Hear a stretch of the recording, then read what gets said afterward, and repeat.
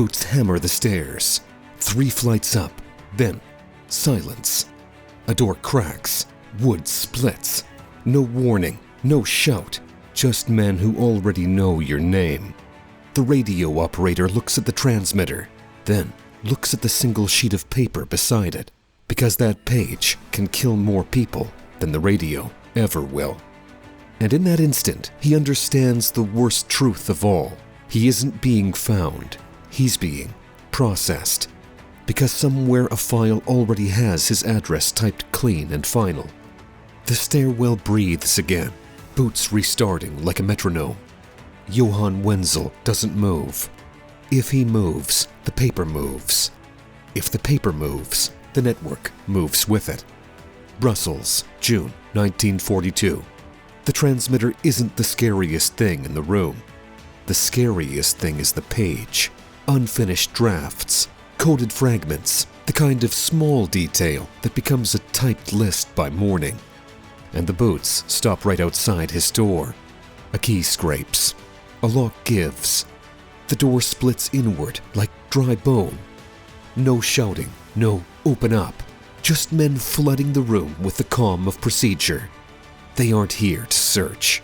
They're here to seize. And Johann can feel it. This raid began on a desk. One man goes straight to the radio. Another goes straight to the paper, like he already knows where the poison is. Radios can be smashed, but paperwork spreads. And spreading is how networks die. Johann's fingers twitch, tear it, swallow it, and a gloved palm pins the page flat. That's when the panic turns cold. Not, they found me. Worse, they found what I led to. And now, they'll file it. He lunges, chair topples, wires snap, and he's out the door, into the stairwell, up. Behind him, Boots accelerate. Not frantic, just certain. A quiet voice, an instruction. Because they already have the plan. His foot slips. A hand grabs his coat. Fabric rips. He climbs 2 steps at a time, lungs burning like paper dust. Then a phone rings below.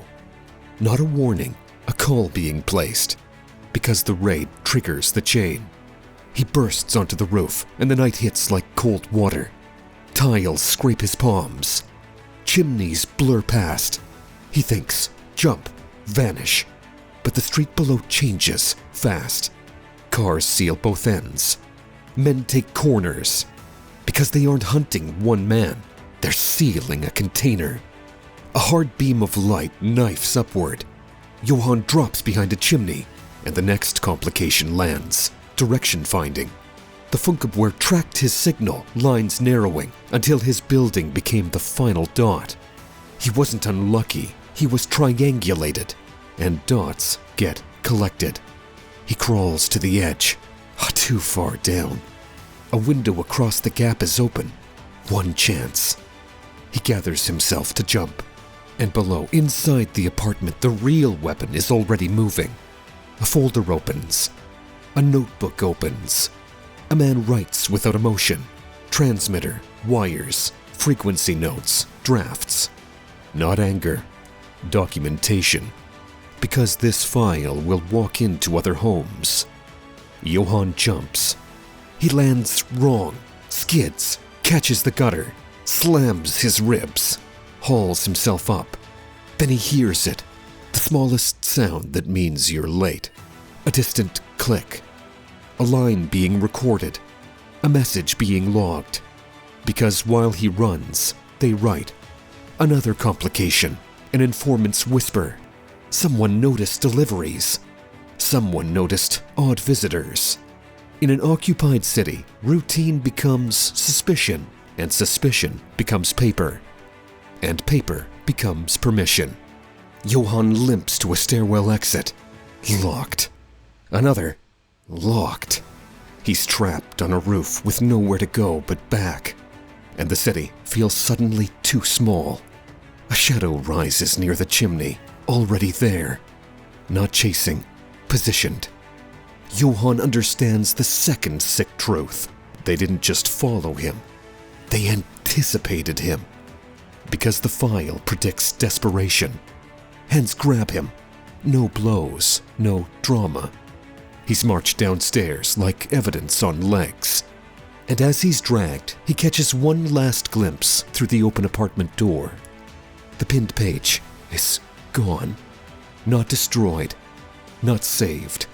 Placed neatly into a folder. And that's the moment fear mutates into certainty. Because the folder won't stay here. It will be copied, typed, cross-referenced, stamped, filed. And every step breeds another step.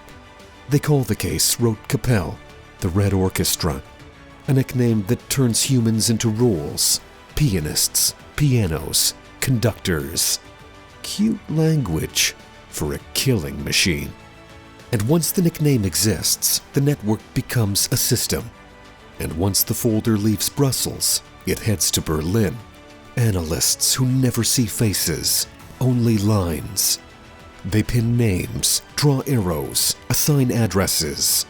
Every arrow becomes a knock, and the knocking spreads.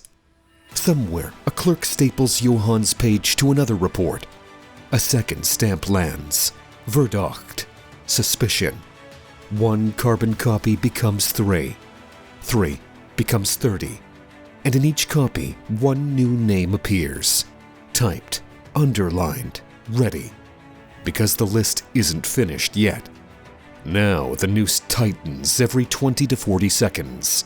A wiretap catches a harmless phrase and labels it coded language. And the next door gets a number. An intercepted letter gets opened, copied, resealed, delivered, and the sender never knows the envelope has a file. A notebook is seized, initials, dates, a meeting place, and initials start matching names. An analyst breaks a pattern, just enough to connect messages, and connections become a map.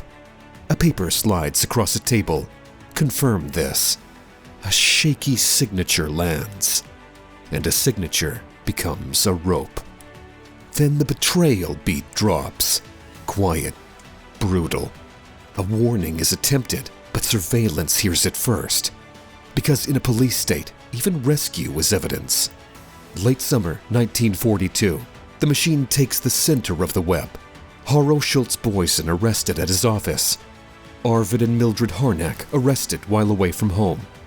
Not as spy movie captures, more like overdue accounts collected. Because once your name is typed, boots are inevitable. Here's the bureaucratic horror up close. Typewriters clack in rooms that feel too clean. Carbon paper smudges fingers black.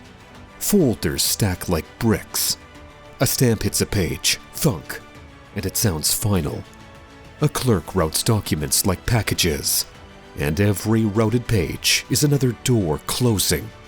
Paper can't glitch. Paper can't reset. Paper just accumulates. And accumulation is a cage.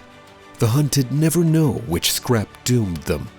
Was it Johann's seized drafts? Was it an intercepted transmission? Was it an informant tip? Was it the wiretapped call that lasted 5 seconds too long? Every possibility is a wall closing inward, and the walls are paper. And paper makes no noise when it closes. By the end of 1942, death becomes administrative. Evidence is leading. Statements are evaluated. Verdicts are issued. At Plötzensee, dozens are executed, hanged, or beheaded, while officials treat it like workflow.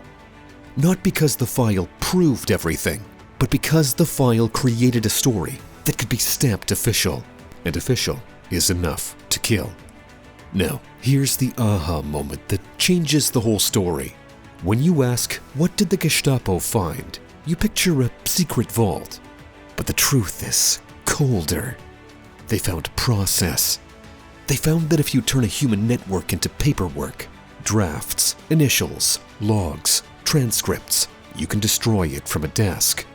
They found that once a name enters a ledger, the body is just catching up. And they proved the Reich's darkest magic wasn't in guns, it was in forms. So go back to the opening. Boots on stairs, door splitting, Johann staring at the page. That wasn't a raid.